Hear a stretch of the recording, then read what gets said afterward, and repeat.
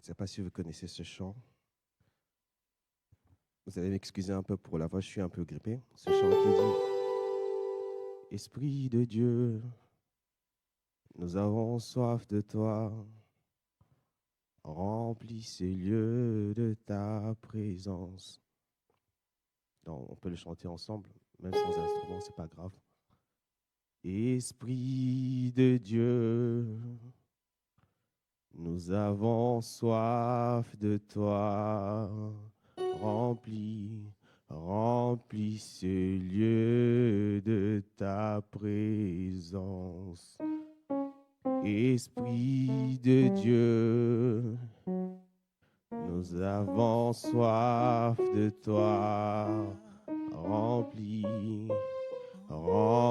ce lieu de ta présence. Esprit de Dieu, nous avons soif de toi. Oui, remplis ces lieux de ta présence. Non, là, tu parles à ton cœur. Esprit de Dieu, nous avons soif de toi. Remplis nos cœurs de ta présence. Esprit de Dieu, nous avons soif de toi. Remplis nos cœurs de ta présence. Saint-Esprit, nous croyons déjà que tu es au milieu de nous. Et Seigneur, tu sais que nous n'avons pas besoin d'insister. Parce que nous croyons en tes promesses. Lorsque nous disons là où deux ou trois sont réunis en ton nom, tu es présent. Est-ce que nous désirons en ce moment, et même en ce lieu, tu remplisses vraiment nos cœurs de ta présence, que tu nous inondes même de la puissance de ta personne, et qu'en ressortant d'ici, que nous serons remplis de ta parole, remplis de ta puissance, remplis de ta présence, afin que nous continuions de marcher dans ce chemin de gloire, dans cette route de gloire que tu nous as tout tracé. Alors, Seigneur, nous voici que nous voulons écouter ta parole, nous nous soumettons à toi. Parle à nos cœurs, inspire-nous. Parle à nos vies, Seigneur. Révèle-nous encore de choses. Rappelle-nous encore de choses que nous connaissons si bien, mais que nous avons oubliées. Au nom de Jésus. Amen. Prenons place. Donc, comme je l'ai dit, en fait, je suis un peu grippé. Et en venant ici ce matin, à Tétouan, il pleuvait. Donc, ça m'a pas beaucoup aidé, en fait. Mais je rends quand même grâce à Dieu qui a permis que nous puissions être là ce matin. Donc, le thème de ma prédication va dans le même sens que le thème de ce mois, où on nous dit que Dieu libère sa bénédiction. Bon, le thème principal, c'est Dieu a libéré déjà sa bénédiction. C'est beaucoup plus simple et beaucoup plus clair. Mais nous allons lire le texte de base sur lequel nous allons nous baser ce matin pour transmettre ce message. Agé chapitre 2. Agé chapitre 2.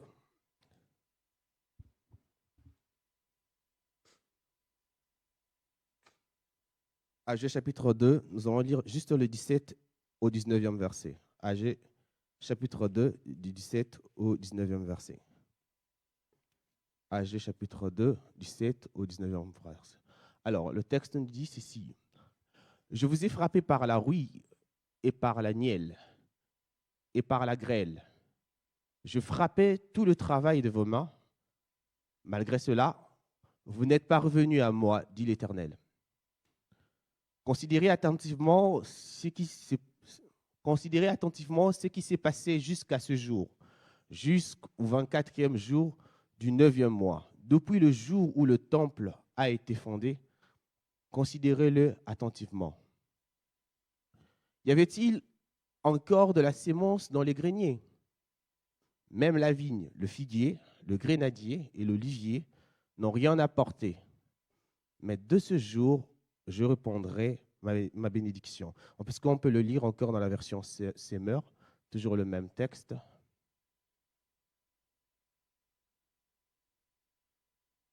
Dans la version Semeur, en commençant par le verset 17.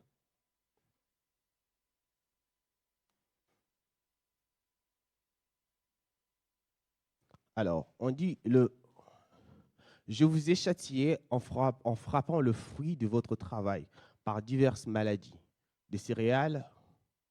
Non, je m'excuse. Je vous ai châtié en frappant le fruit de votre travail par diverses maladies de céréales, comme la rouille et la nielle, et par la grêle. Mais vous n'êtes pas revenu à moi, l'Éternel le déclare. Considérez donc attentivement ce qui va arriver à partir d'aujourd'hui et par la suite, c'est-à-dire à partir du 24e jour du 9e mois, jour où l'on s'est mis à rebâtir le temple de l'Éternel. Oui, faites bien attention à ce qui va se passer. Reste-t-il encore de la sémence dans vos greniers? Même la vigne, le figuier, le grenadier et l'olivier n'ont rien produit à partir de ce jour-ci. Non, je m'excuse, n'ont rien produit, point. Mais à partir de ce jour-ci, je vous accorderai ma bénédiction, dit l'Éternel. Amen. Alors, ce mois ici, nous sommes en train de parler que Dieu a libéré, ou bien libère sa bénédiction.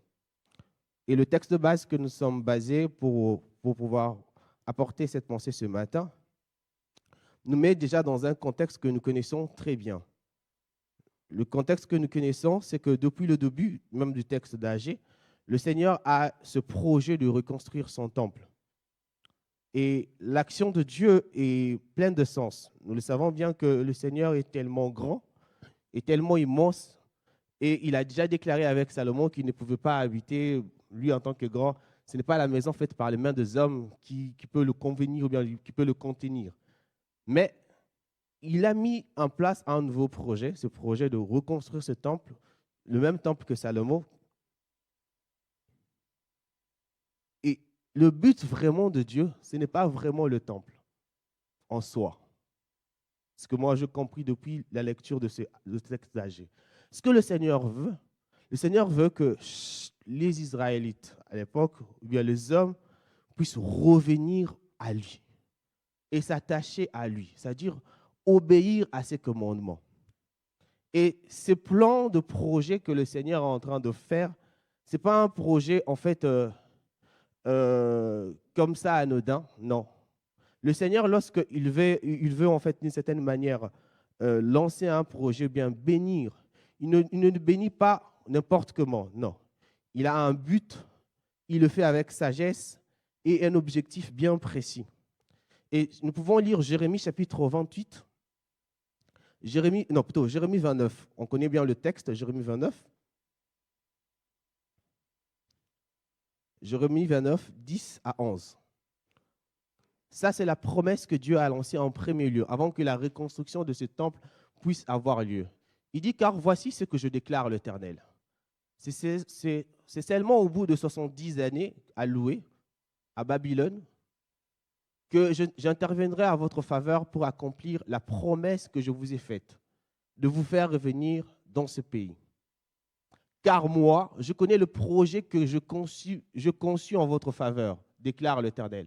Ce sont des projets de paix et non de malheur, afin de vous assurer un avenir plein d'espérance. C'est-à-dire que dès le début, le projet de Dieu, c'est de faire un projet plein d'espérance pour toutes ces personnes qui vont retourner de l'exil à Babylone. Donc, il a un projet, il a un plan qu'il a conçu. Mais il a des principes. Le principe, c'est que pour que sa bénédiction continue et s'effectue, il faut que les personnes suivent ces principes, obéissent un peu à ce que lui, il veut.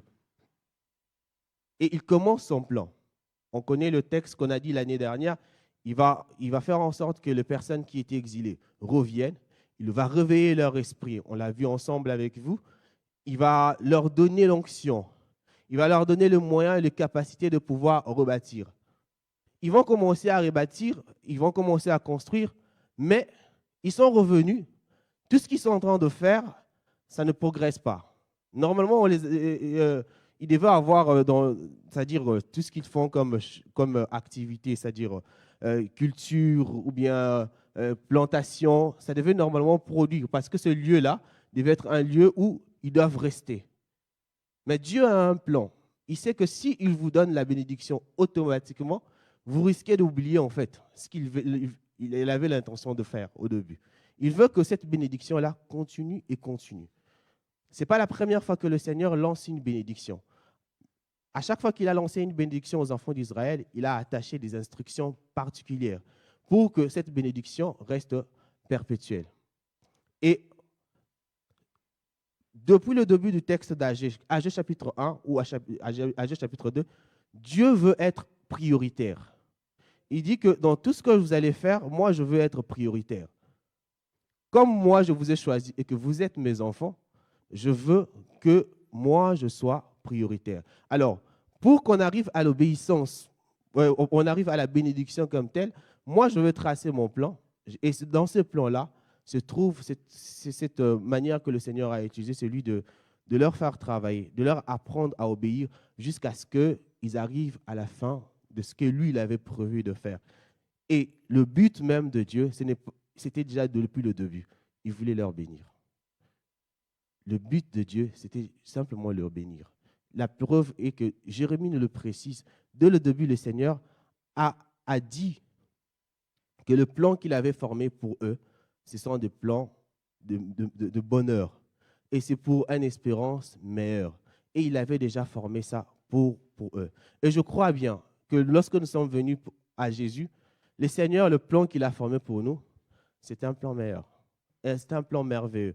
Et il sait où il nous amène. Parce que la bénédiction qu'il nous a accordée, il nous a déjà même donné. La preuve en est que Éphésiens va nous le dire, qu'il nous a bénis de toutes les bénédictions dans le lieu céleste. L'intention de Dieu, depuis même le commencement, c'est toujours de nous bénir. Mais le Seigneur veut que nous puissions être véritablement des enfants. C'est ce que le Seigneur veut nous faire comprendre, être des enfants. Et à l'école de Dieu, il faut apprendre ce que le Seigneur nous enseigne. Ce que je constatais en fait qu'au niveau de la vie chrétienne, c'est qu'on aime être enfant de Dieu lorsque la bénédiction est sur nous. Dans ce qu'on fait, quand on travaille, on obtient directement le résultat, on est content. Mais on n'aime pas la partie éducative de Dieu. C'est-à-dire que là où le Seigneur nous apprend les leçons A, B, C, D, et lorsqu'on fait une erreur et que le Seigneur nous frappe pour nous corriger et nous amener à ce que nous puissions comprendre. Mais je vais essayer d'expliquer ça petit à petit pour que nous puissions avancer dans ce sens-là. Donc, le Seigneur ne nous bénit pas de façon aléatoire. Il nous bénit avec sagesse, amour et objectif. Ça, c'est la première des choses qu'on peut retenir ce matin. Et cette bénédiction, on le voit bien à travers la vie des gens de Agé. Pourquoi? Parce que le Seigneur a agi d'une certaine manière méthodique. Dès le début, il a commencé par leur expliquer ce qu'ils doivent faire. Et lorsqu'ils se sont un peu relâchés, il a envoyé Agé à nouveau pour leur dire travailler, persévérer, continuer à travailler. Ils ont obéi à la voix du Seigneur et le Seigneur, à la fin, il vient, il dit, bon, d'accord, en récompense maintenant que vous avez obéi, vous avez suivi ce que moi je dis, vous avez compris la leçon et que à présent, vous me cherchez. Vous ne faites pas les choses sans vous. Vous le faites maintenant avec moi. Je vous bénis. Qu'est-ce que là, ça veut dire pour nous aujourd'hui? Aujourd'hui, nous qui sommes arrivés à ce siècle où le Seigneur Jésus est déjà venu, il nous a donné sa vie et il vit en nous. Et la Bible nous dit, comme je l'ai répété tout à l'heure à Éphésiens, il nous a bénis de toutes sortes de bénédictions dans le lieu céleste. Ça veut dire que chacun de nous ici présent est déjà béni. N'est-ce pas? Ah ouais, je pensais que, comme dit le pasteur, les gens allaient dire Amen. Non, nous sommes déjà bénis par le Seigneur. Le Seigneur nous a donné toute forme de bénédiction. D'ailleurs, en partant, le pasteur nous répète souvent cela. Lorsque Jésus monte vers le ciel le jour de son ascension, il laisse ses mains comme ça sur les disciples qui sont là. Il leur bénit. Et cette bénédiction est valable pour nous, pour chacun de nous ici présents. Mais comment nous pouvons vivre cela? Comment nous jouissons de cette bénédiction? Le seul problème que je rencontre aujourd'hui, c'est que, au vu de ce que je suis en train de voir, nous sommes tous bénis, mais nous tous ne jouissons pas de la bénédiction du Seigneur. Et ce qui fait en sorte que nous ne puissions pas jouir,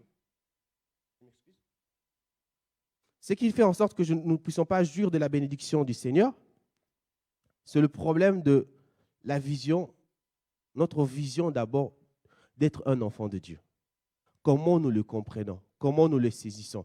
J'ai bien aimé notre sœur quand il était en train de parler que le Saint-Esprit est en nous, le Saint-Esprit vit en nous. C'est le Saint-Esprit qui dit à notre esprit que nous sommes enfants de Dieu. Et en tant qu'enfants de Dieu, nous avons bénéficié de toute forme de bénédiction. La Bible est claire dans Ephésiens 1:3. Nous avons été bénis de toute forme de bénédiction, de toutes sortes de bénédictions dans le lieu céleste en Jésus-Christ. Et en Jésus-Christ, nous avons reçu cela. Mais comment nous positionnons en tant qu'enfants de Dieu aujourd'hui? Comment nous nous positionnons en tant qu'enfants de Dieu? Vous savez, quand le Seigneur Jésus regardait ses disciples un jour, il les a dit dans Matthieu 5:13, vous êtes le sel de la terre. Le Seigneur Jésus, en le regardant tout simplement, il a dit, vous êtes le sel de la terre. Et des fois, quand on se dit que je suis sel de la terre, comment je m'approprie déjà cette identité que le Seigneur m'a donnée, que je suis sel de la terre? C'est une bénédiction d'être sel de la terre. On a dit que les capacités du sel, ça fait beaucoup de choses. Elle conserve les choses, elle est capable d'apporter de la saveur. Le sel est capable de pouvoir, quoi encore, guérir les plaies. Ça veut dire que déjà, dans les bénédictions que le Seigneur m'a lancées, je suis capable de faire quelque chose de grand. Je disais hier aux gens de Tétouan, vous savez, si vous avez 1 kilo de poisson, est-ce que vous avez besoin d'1 kilo de sel? Hein? Quand on a 1 kilo de poisson, vous voulez essayer de nous donner 1 kilo de poisson, est-ce que vous avez besoin d'1 kilo de sel? Non, n'est-ce pas? Pourquoi? Parce que si vous prenez 1 kilo de poisson, vous mettez dans 1 kilo de sel, vous n'allez rien. Vous avez besoin de juste un tout petit peu. Je pense peut-être 10 grammes de sel est suffisant pour 1 kilo de sel. Possible. Ce qui veut dire quoi? Le peu que le Seigneur a déposé en chacun de nous est capable de faire un grand impact sur une grande surface. Et cette bénédiction, nous l'avons déjà en Jésus.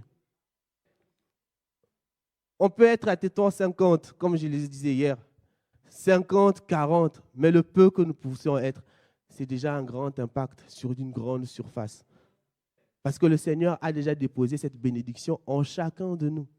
Et ce potentiel vit en chacun de nous. Et je pouvais leur dire hier encore, je le répète aussi à vous, à Tangirois, que vous êtes ici, c'est que vous êtes le sel de la terre. Et cette bénédiction du Seigneur est en vous. Vous avez la capacité de pouvoir impacter autour de vous. Donc, si vous êtes ce grain de sel, vous êtes capable, supposons que vous avez 10 grains de sel en vous, vous êtes capable de pouvoir impacter 1 kilo de poisson. 1 kilo. Et le sel a une capacité. Cette capacité, c'est que lorsqu'on met le sel dans quelque chose, il relève le goût de ce qu'on a mis. Si on met le poisson, ça doit être le poisson. Si vous le mettez dans la viande, c'est la viande. Si vous le mettez dans les frites, c'est les frites. Ce qui veut dire quoi? Peu importe qui je suis, dans l'endroit où je pars, au moment où moi je mets mes pieds là-dedans, ça veut dire que je vais relever le niveau de là où je suis. Parce que je suis déjà béni de Dieu. Mais le problème, c'est que est-ce que je connais vraiment qui je suis? C'est ça le plus important. Le plus important, des fois, on arrive des fois dans certaines situations, on ne connaît pas vraiment ce que le Seigneur a déposé en nous. Cette bénédiction, elle vient en nous et on commence à prier, à demander à Dieu des choses pour lesquelles il nous a déjà bénis.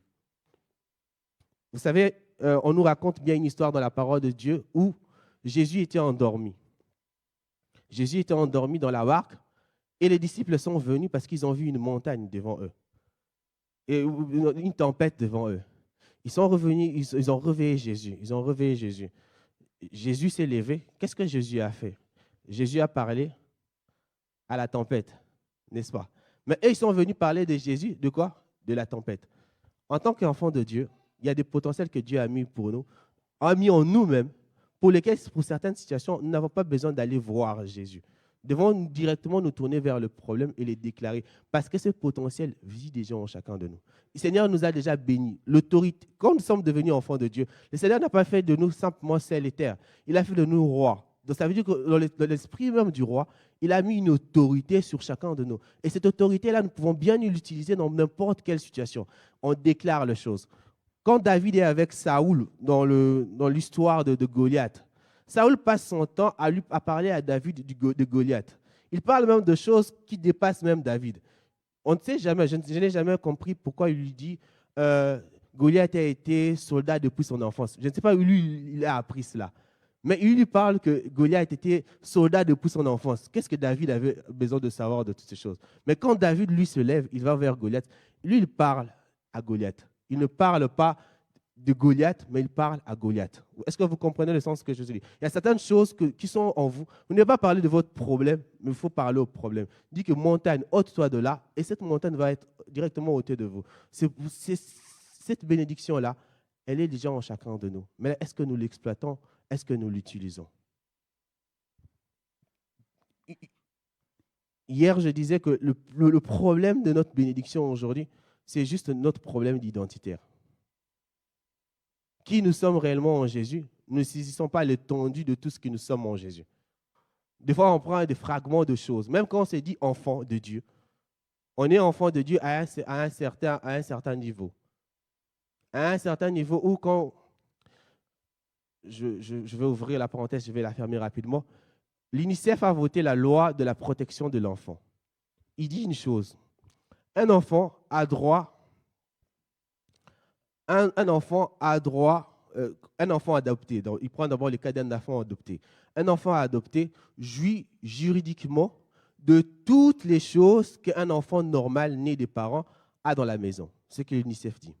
Deuxième de chose, il ajoute que cet enfant-là a droit à la protection. Il ajoute une troisième chose, c'est que cet enfant-là a droit aux soins. Quatrième de chose, il dit que cet enfant-là a droit à l'éducation parce qu'il vit sous votre toit. Ce sont ses droits. Si on prend juste ce parallélisme entre ce que l'UNICEF a déclaré et nous qui sommes enfants de Dieu, ça veut dire que en tant qu'enfants de Dieu, parce que le Seigneur nous a adoptés, le jour que nous sommes venus à Christ, on a dit que nous avons reçu l'esprit d'adoption par lequel nous crions Abba Père. Donc nous avons reçu cette adoption et cette adoption fait de nous des enfants de Dieu. Donc nous recevons juridiquement de tous les héritages qu'un enfant normal doit recevoir. Ça, c'est la première des choses. Donc, quand je suis maintenant dans la maison de mon père, je ne dois pas avoir le préconçu d'un enfant adopté de ce monde. Parce que les enfants adoptés de ce monde, bon, excusez-moi, je ne sais pas quel est le cas de gens ce matin, mais c'est qu'il arrive des fois que les enfants adoptés, lorsqu'ils sont avec les enfants naturels de la maison, on ne lui a pas acheté un habit. Il s'est dit, ah, on ne m'a pas acheté les habits parce que juste je ne suis pas leur enfant. Et ces comportements-là, ils amènent ça aussi dans les choses de Dieu. À chaque fois que Dieu ne leur donne pas quelque chose, il dit, ah, est-ce que vraiment je suis enfant de Dieu? Est-ce que vraiment le Seigneur, il me connaît vraiment? Est-ce que le Seigneur, il sait vraiment qui je suis? Non, le Seigneur sait qui tu es. Il t'a adopté. Tu jouis juridiquement, selon même, je ne dis pas juridiquement, potentiellement, de tout ce que l'un enfant né de Dieu directement bénéficie. Et la preuve en est que le Seigneur te donne tout.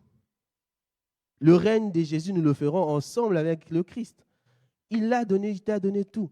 Tout ce qui est en Christ et Christ est en toi. Paul dit, c'est l'espérance de la gloire. Paul reconnaît cela, pourquoi? Parce que cette chose-là vit en lui. Ce potentiel-là vit en lui. Et le Seigneur te l'a donné. Et il ne faut pas se comporter comme les enfants adoptés de foi, qui font des choses pareilles. Ils se disent que non, ils remettent en cause la paternité ou même leur on dit quoi, filiation avec Dieu, juste parce qu'on ne lui a pas donné quelque chose. Des fois, peut-être le bonbon qu'on allait lui donner, ça allait lui gâter les dents.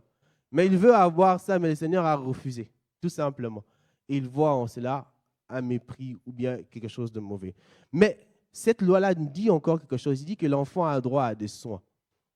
L'enfant a un droit à des soins. Quand on met le soin, on met la santé, on met, c'est-à-dire tout ce qui concerne le manger, toutes les choses qui concernent les choses à manger, boire, manger, être en bonne santé, toutes ces choses-là qui contribuent à notre santé. L'enfant a un droit à cela parce qu'il jouit dans la maison du Père. Et vous savez, dans la Bible, il y a une histoire entre Agar et Ismaël. Est-ce que j'ai le texte encore en tête? Genèse chapitre 21. Est-ce qu'on peut nous balancer Genèse chapitre 21 rapidement? Genèse chapitre 21, à partir du premier verset, je pense, ou bien le 7e. Mais commençons par le premier pour être dans le contexte. Genèse chapitre 21. Je vais le lire rapidement. Alors, OK. 21, OK.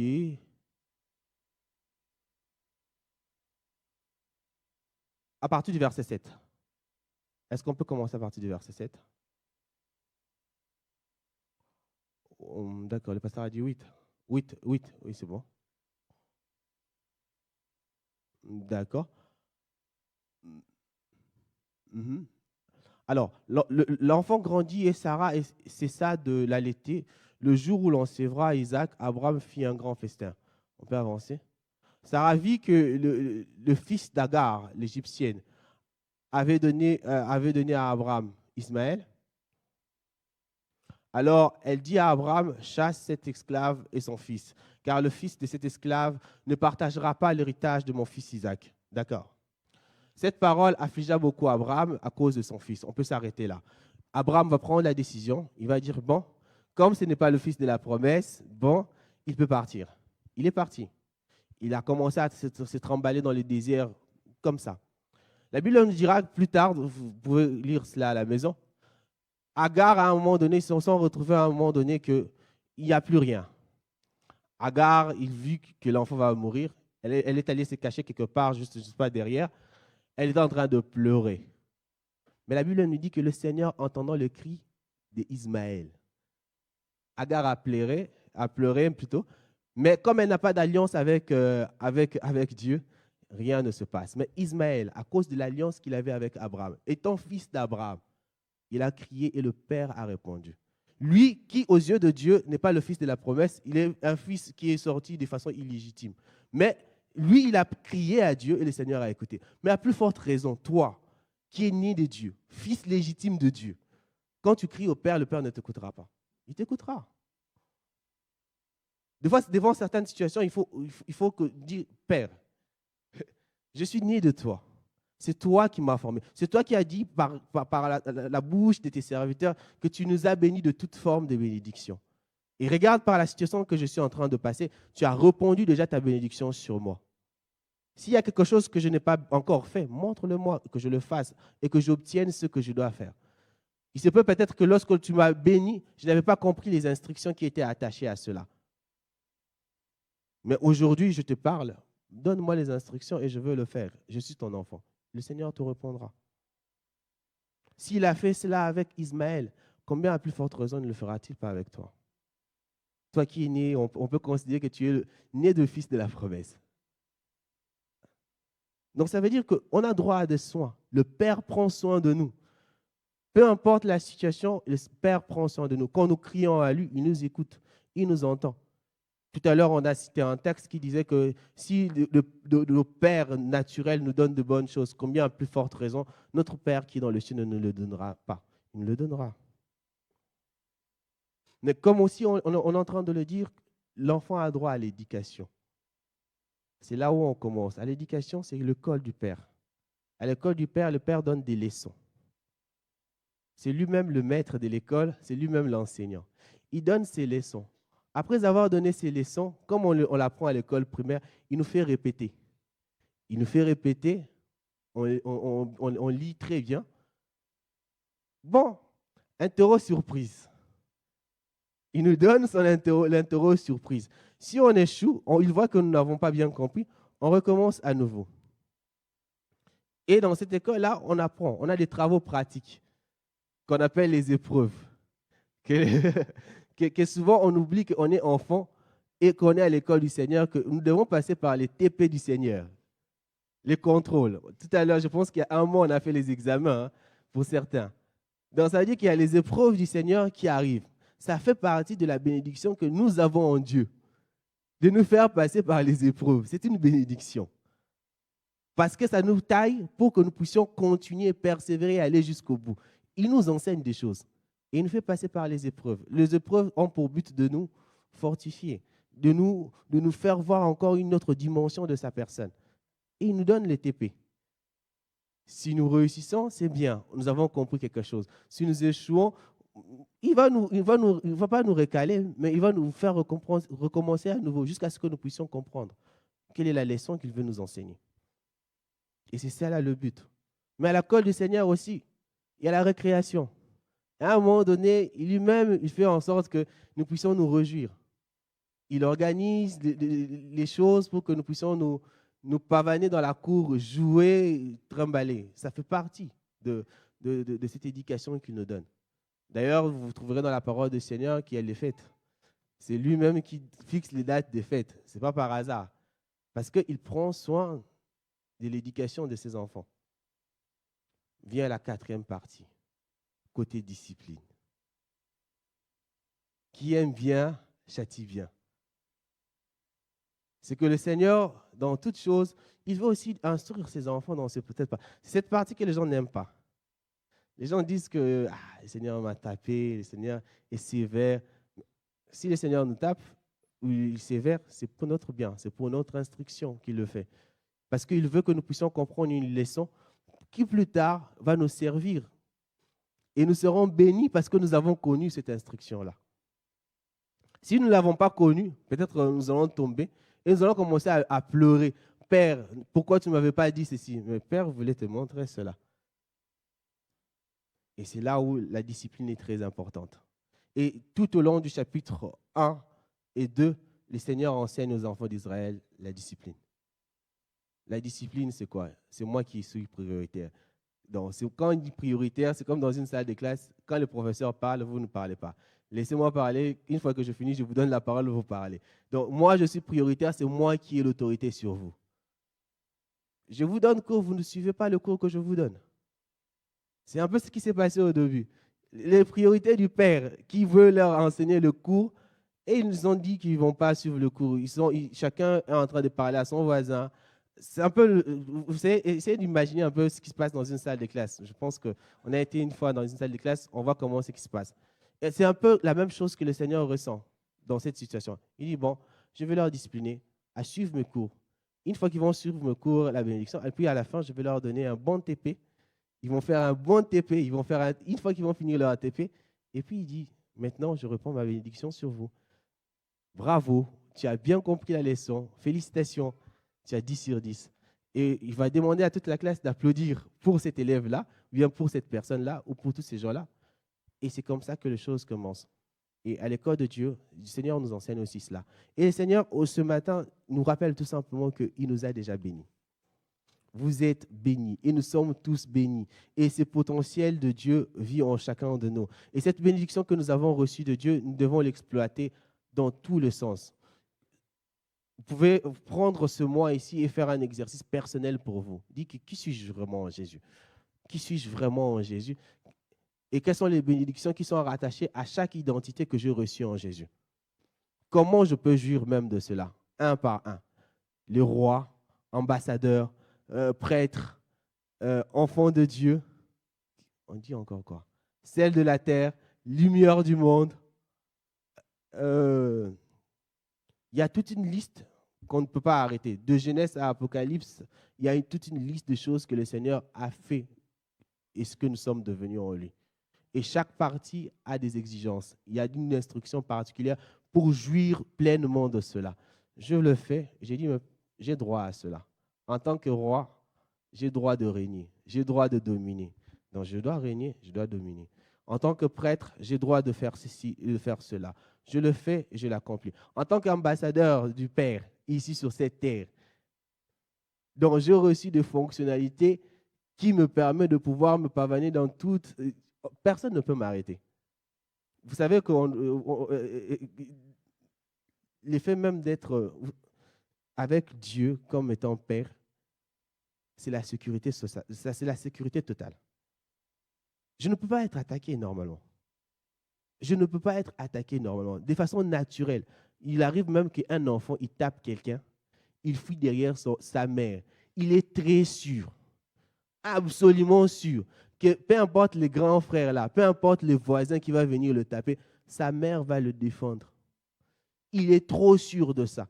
Maintenant, combien à plus forte raison? Nous qui avons le Tout-Puissant avec nous, qui nous assure d'une sécurité. David dit dans le psaume 4, le verset 11, « Je dors en paix, car je sais que c'est toi qui assures ma sécurité. » Comment je ne pourrais pas dormir en paix? Comment je ne dormirai pas en toute sécurité?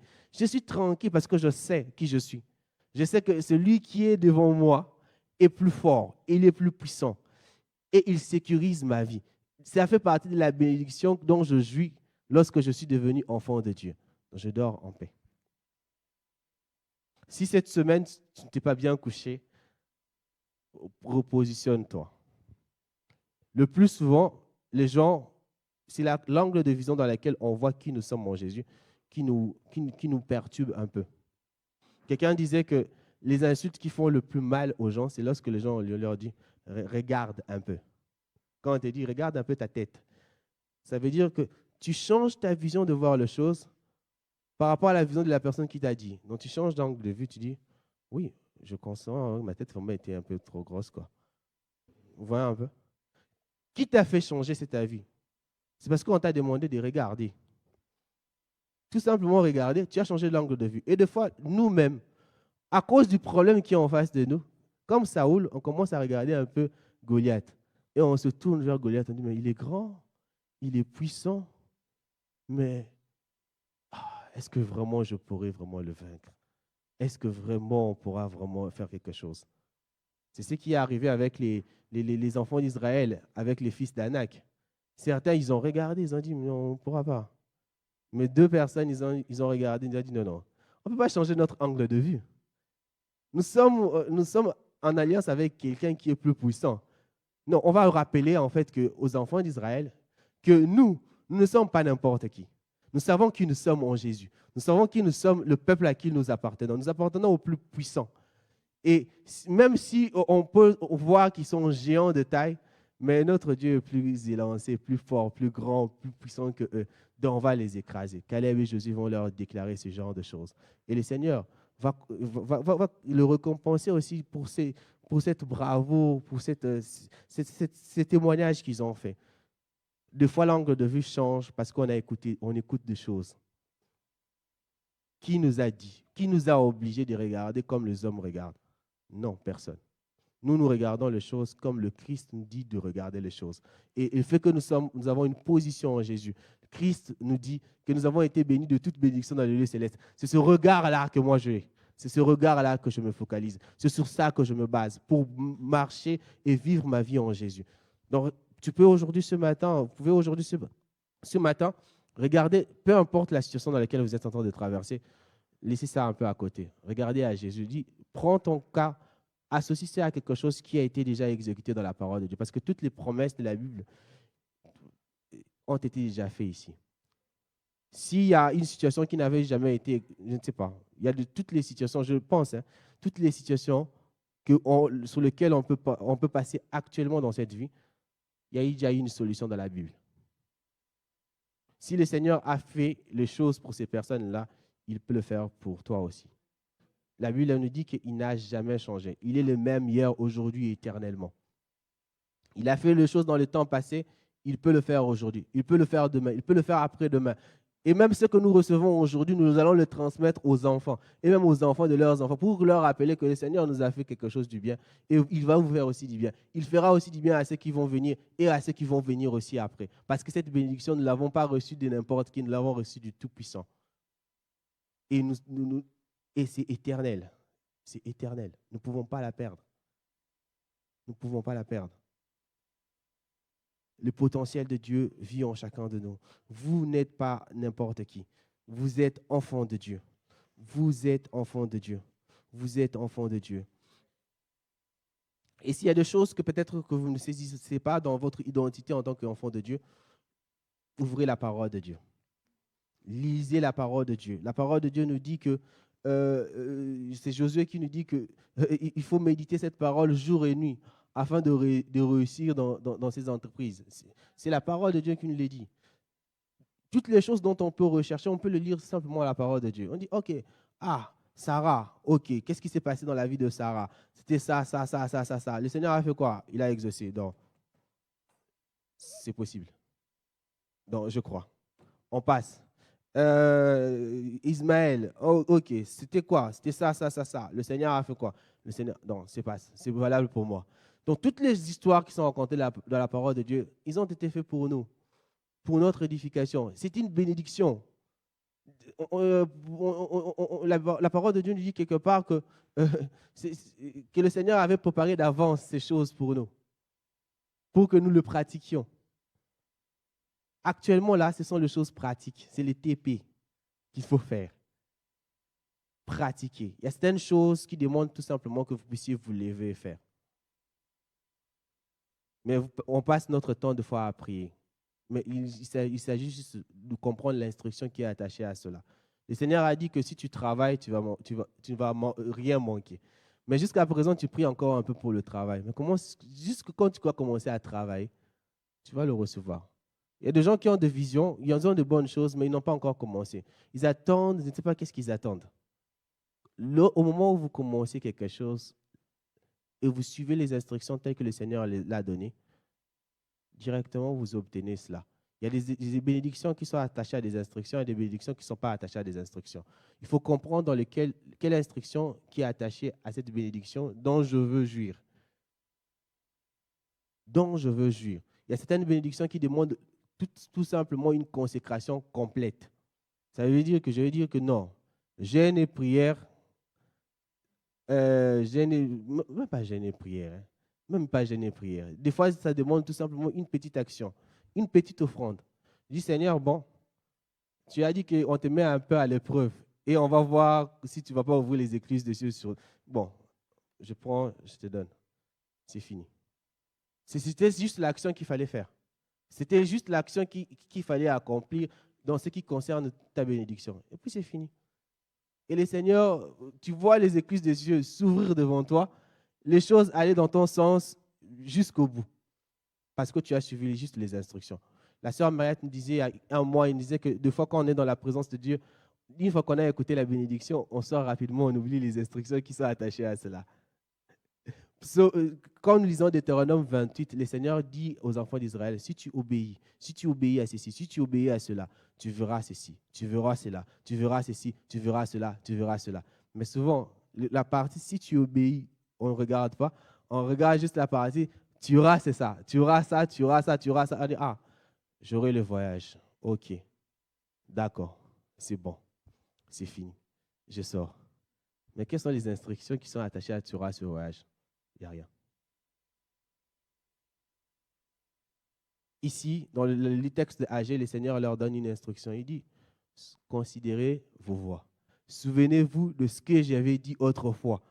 Regardez par lesquelles choses vous êtes passées. Que ça vous sert de leçon. Je vous donne ma bénédiction. C'est au-delà de toute chose que la bénédiction du Seigneur a donnée, il les a aussi donné une instruction qu'ils ne doivent pas ignorer. Et c'est valable aussi pour nous. Le Seigneur nous donne une bénédiction, il nous demande de considérer nos voies. Dans le considérer nos voies, il fait référence à ce que nous ne puissions pas oublier, nous souvenir de lui. Que dans la bénédiction, dans la richesse, nous puissions nous souvenir de lui, que c'est lui qui a donné. Et c'est lui à qui nous devons rendre des comptes. Amen.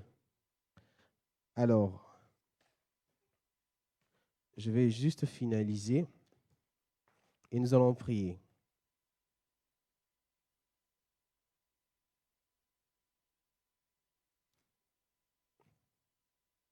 Alors, il y a un de positionnement que nous avons en tant qu'enfants de Dieu, c'est celui d'ambassadeur. J'ai énuméré quand même ici une bonne liste de choses pour un peu utiliser juste cette partie-là, pour illustrer un peu vraiment les bénédictions qui sont attachées juste à la partie ambassadeur en tant qu'enfant de Dieu. Ce sont des facettes qui font partie de nous.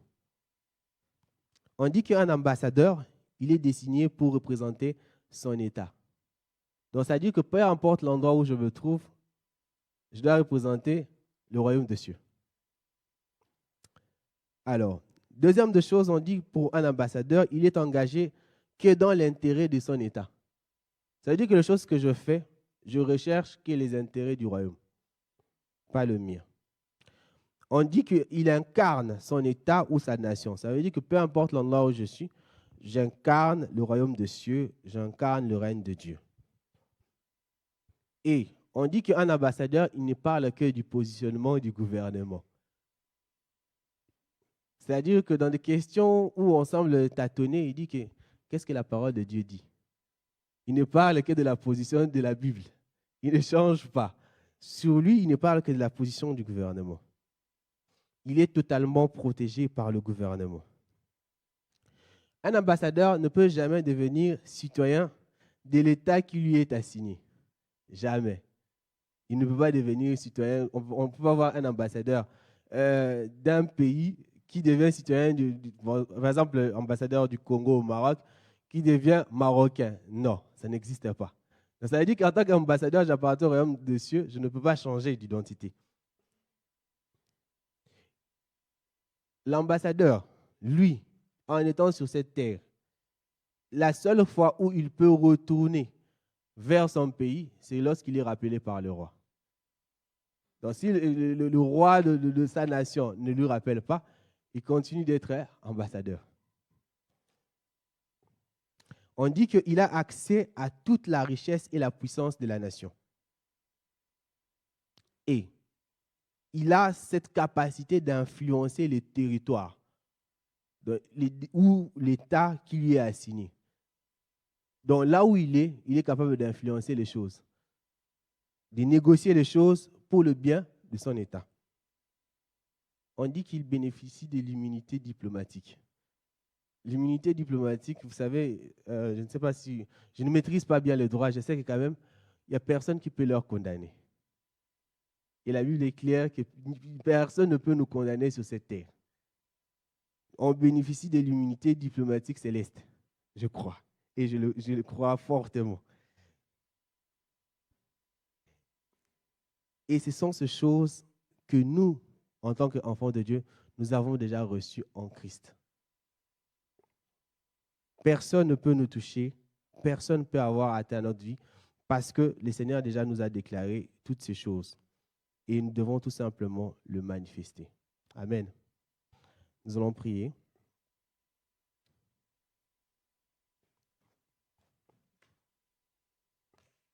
La Bible nous dit que le Saint-Esprit dit à notre esprit que nous sommes enfants de Dieu. Tu vas dire au Seigneur, Seigneur, ce matin, tu me rappelles encore que j'ai été béni de toute forme de bénédiction dans le lieu céleste. Que je suis enfant de Dieu. En tant qu'enfant de Dieu, je jouis de toutes les choses. Tu vas énumérer les choses pour lesquelles tu veux jouir en ce mois. On va attendre la fin de l'année. Les choses que tu veux jouir en ce mois. Pleinement de la bénédiction que tu as déjà en Jésus-Christ. Prions. Éternel Dieu Tout-Puissant, nous voici devant toi, Seigneur. Yahweh, c'est toi qui nous as bénis. Et cette bénédiction, tu l'as répandue encore, Seigneur, dans nos vies. Et nous voulons, Seigneur, que cela ne soit pas simplement des textes. Non. Nous voulons le toucher, nous voulons le vivre. Yahweh, tu connais mieux que moi, Seigneur, oui, là où nous en sommes aujourd'hui avec toi. Mais Père, nous voulons jouir de notre bénédiction. Nous avons entendu ce matin qu'en tant qu'enfant de Dieu, je jouis d'une protection d'immunité. Je jouis d'une protection sécuritaire. En tant qu'enfant de Dieu, je ne peux pas manquer de quelque chose parce que je sais que c'est toi qui me donnes toutes choses. Et lorsque je crie à toi, tu me le donnes. Alors Père, regarde la situation par laquelle je suis en train de passer. Regarde la situation par laquelle mon frère est en train de passer. Regarde la situation par laquelle ma sœur est en train de passer. Yahweh, c'est toi qui as déclaré que nous sommes tes enfants. Nous t'appartenons. Seigneur, étends ta main. Étends ta main maintenant, Seigneur, sur la vie.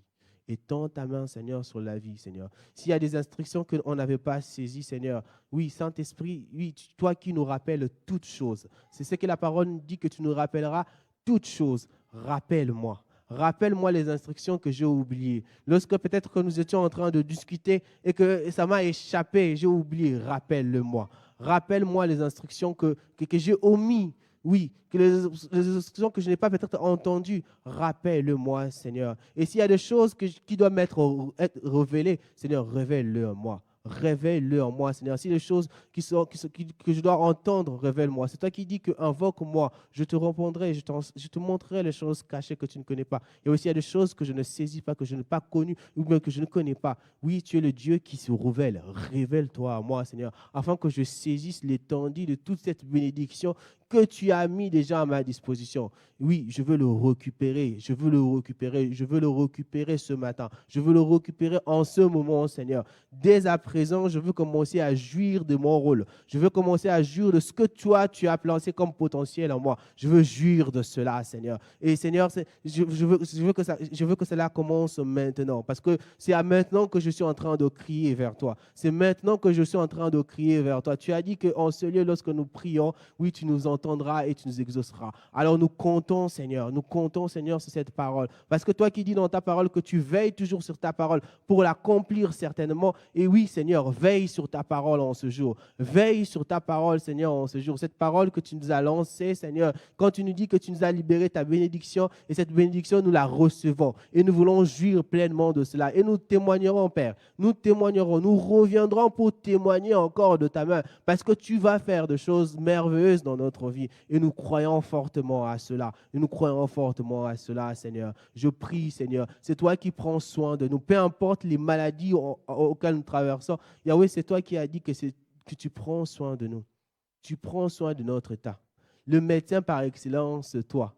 Oui, Seigneur, je viens vers toi. Je viens vers toi. Yahweh, guéris-moi. Guéris-moi, guéris mon frère, guéris ma soeur, Seigneur. Étends ta main de guérison. Yahweh, pour être ambassadeurs, oui, nous devons témoigner, influencer. Nous devons être en bonne santé pour faire cela. Et nous avons besoin de jouir pleinement de la bonne santé, Seigneur. Alors, Père, oui, rétablis-nous, restaure notre santé, restaure la santé de tout un chacun, Seigneur. Pour tous ceux qui sont malades en ces lieux, Seigneur, que ta main, Seigneur, restaure cela au nom de Jésus, au nom de Jésus. Seigneur, lorsque nous allons te louer, nous, tes enfants, en ce lieu, tout à l'heure, oui, Seigneur, nous voulons le faire avec la joie. La joie parce que c'est toi qui nous réjouis, c'est toi qui nous donne la force et c'est toi qui nous donne la capacité et nous le croyons fortement. Nous le croyons fortement. Au nom de Jésus. Amen.